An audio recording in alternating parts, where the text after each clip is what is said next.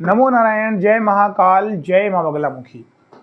सभी मेरे दर्शकों का बहुत बहुत स्वागत है। आशा करता हूँ आप सभी लोग स्वस्थ होंगे, आपकी आध्यात्मिक उन्नति आगे बढ़ रही होगी। आज के मेरे वीडियो का टॉपिक है कि अगर आपके अंदर ये लक्षण है तो आप एक साधारण मनुष्य नहीं हैं, एक असाधारण प्रवृत्ति के इंसान हैं, एक शक्तिशाली ऑरा है आपका, एक महापुरुष है आप और एक भगवान है। भगवान, अब आपको आश्चर्य हो रहा होगा कि एक इंसान भगवान कैसे हो सकता है। बिल्कुल हो सकता है। आपको पता है महापुरुष किसे कहा जाता है? जो अपने पुरुषार्थ से ऊपर उठ जाए, यानी जिसके अंदर किसी भी प्रकार का छल कपट ना हो, वही महापुरुष होता है। जब भी कोई इंसान भक्ति करता है, सबसे पहले तो उसी को नमन है मेरा, क्योंकि उसने ये भक्ति मार्ग चुना, वो आगे बढ़ा, उसने एक संकल्प लिया, वो उस हजारों लाखों की भीड़ में से सबसे अलग हो गया। क्यों? क्योंकि उसने उस मार्ग को चुना। इस मार्ग को चुनने वाला ही प्रबल शक्ति का स्वामी होता है, जिसने ये दृढ़ संकल्प ले लिया कि मुझे अब आगे इस मार्ग पर चलना है। तो सबसे बड़ा तो बात यही हो गई। अब दूसरी बात आती है कि जैसे ही आप इस मार्ग पर चलना चालू करते तो आपकी जिंदगी में बहुत सारी अड़चनें भी आएंगी, और उस अड़चनों से आप घबराते नहीं हो, तो आपसे बड़ा फिर कोई महापुरुष नहीं है। क्योंकि आज इस बात को मैं अपने इस वीडियो के माध्यम से समझाते हूं। लेट्स से एक एग्जांपल है, आप एक साधारण सी नौकरी करने वाले इंसान हैं, जिसके पास 9 से 6 या कभी कभी 8 बजे तक भी नौकरी आप करते हो, क्योंकि प्राइवेट नौकरी है आपकी।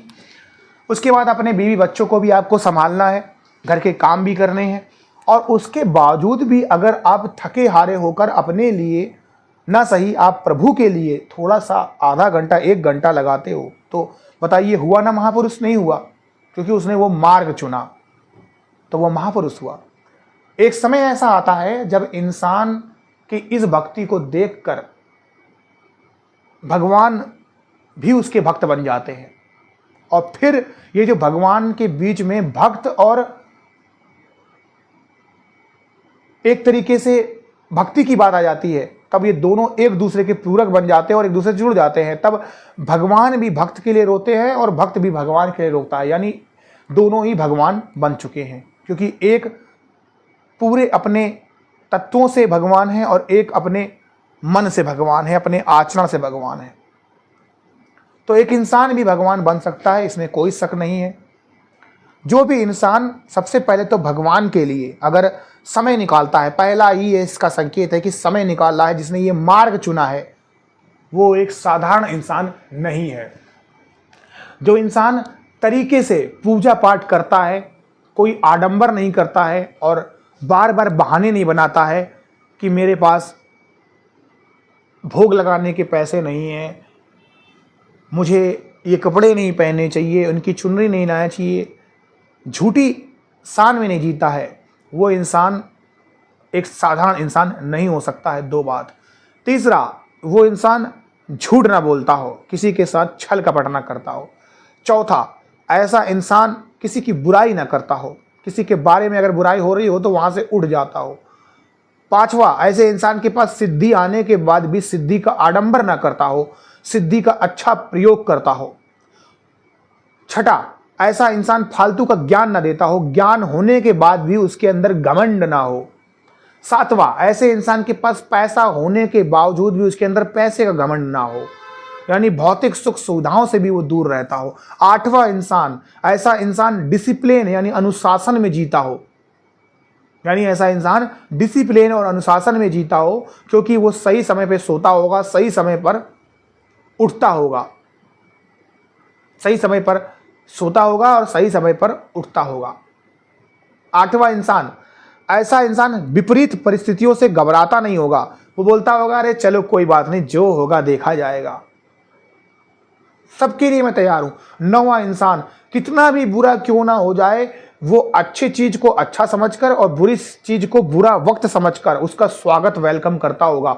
वो इतना भी नहीं घबराता होगा कि बस अब ये मेरे पास बुरा समय आ गया, भगवान ने मुझको क्यों ये बुरा समय दिया, वो क्यों का क्वेश्चन नहीं करता होगा प्रभु से, क्योंकि उसे पता है कि ये प्रकृति का खेल है, ये साइकिल है, ये चक्र है, जो है जैसा भी है मुझे हर प्रकार से कबूल है प्रभु ने जो भी दिया। और सबसे बड़ी बात है, ऐसा इंसान अपने धर्म के खिलाफ, अपनी भक्ति के खिलाफ, अपने प्रभु के खिलाफ, अपने सारे पूजा पाठ के खिलाफ सुन ना पाए।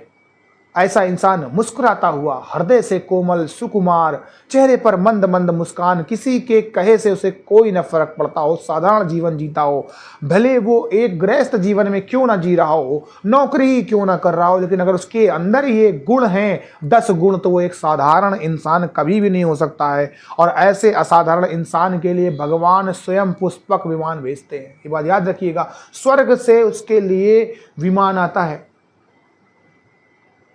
ऐसे बहुत कम लोग होते हैं, ऐसा नहीं होता नहीं है। अगर आपके अंदर ये सारे गुण हैं और आपका दिल किसी को देख के पिघल जाता है और आपने ये सोच लिया कि मैं किसी समय जब अमीर होऊंगा या ये करूंगा तो मैं दान जरूर करूंगा, तो बस आपने अगर इतना भी सोच लिया ना, तो आप उस सब भीड़ में से सबसे बड़े महापुरुष हो, इसमें कोई शक नहीं। बस इतना बड़ा जो सोच लेता है ना, वो पहले भी राजा था, अभी भी राजा है और बाद में भी राजा रहेगा। और ऐसे राजा को मैं नमन करता हूँ। ये वीडियो अगर आपको पसंद आया है तो इस वीडियो को लाइक और शेयर करें। जो लोग मेरे चैनल पर पहले से आए हैं, इस वीडियो को शेयर करें, बेल आइकन नोटिफिकेशन को भी दबाएं ताकि नेक्स्ट वीडियो का नोटिफिकेशन आपको मिलता रहे। अभी के लिए आप सभी लोग खुश रहें, स्वस्थ रहें, और मैं अपने इष्ट श्री हरिनारायण विष्णु से यही कामना करता हूँ आप सभी लोगों की मनोकामनाएं पूर्ण हो। नारायण, जय महाकाल, जय मां बगलामुखी।